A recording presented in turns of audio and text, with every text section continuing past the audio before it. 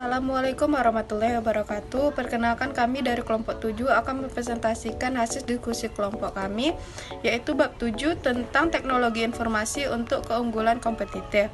Nah, di bab 7 ini akan dibahas oleh 3 anggota kelompok 7. Yang pertama ada saya, Jen Pratiwi, yang kedua ada Fani Erejika, dan yang ketiga ada Indah Permatasari. Yang pertama akan dijelaskan oleh saya sendiri, Jen Pratiwi.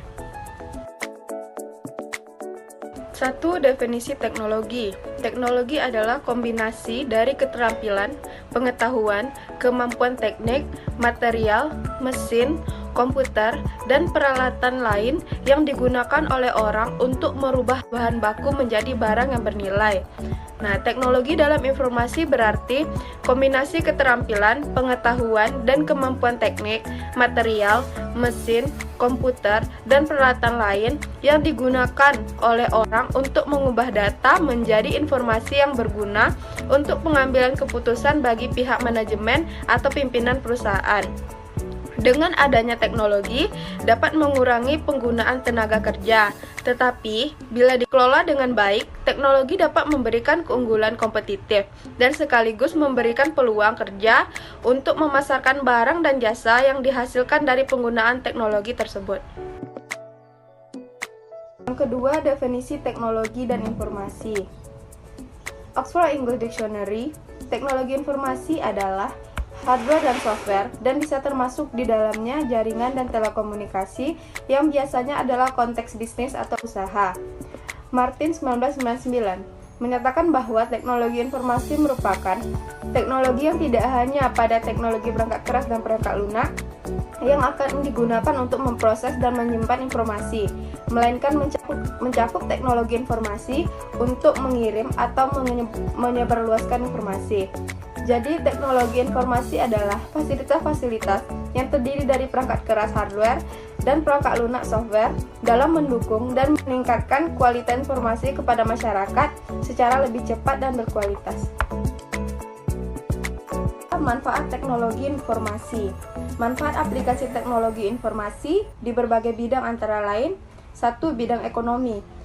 Pelaku ekonomi membutuhkan teknologi untuk mempromosikan produk atau jasa melalui e-commerce dengan memberikan informasi tentang spesifikasi dan harga produk yang akan dijual, serta untuk melakukan transaksi penjualan melalui komputer tanpa harus bertatap muka antara penjual dan pembelinya. 2. Bidang bisnis. Teknologi informasi digunakan dalam bidang bisnis, seperti penggunaan telekonferensi untuk melakukan komunikasi dan informasi tentang bisnis. Teknologi informasi juga dapat digunakan untuk memantau kegiatan bisnis atau berkomunikasi dengan rekan bisnis tanpa bertatap muka. Ketiga, ada bidang perbankan.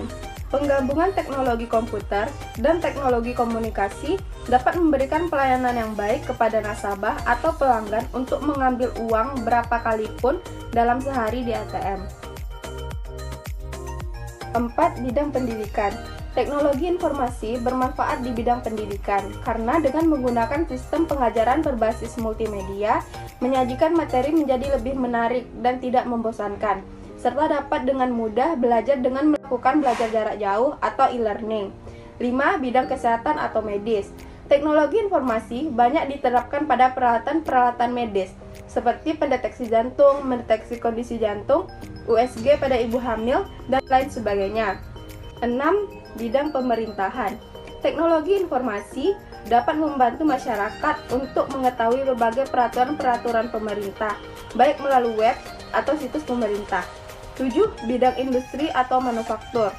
Teknologi informasi dapat membantu perusahaan dalam menyediakan bahan baku, memproduksi suatu barang melalui sistem perencanaan kebutuhan material atau Material Requirement Planning atau MRP, dan menggunakan sistem baru pabrik yang terintegrasi dengan komputer atau Computer Integrated Manufacturing atau CIM, yang menggabungkan ide-ide dasar yang memungkinkan komputer mengatur jadwal MRP dan mengawasi berbagai mesin yang dijalankan.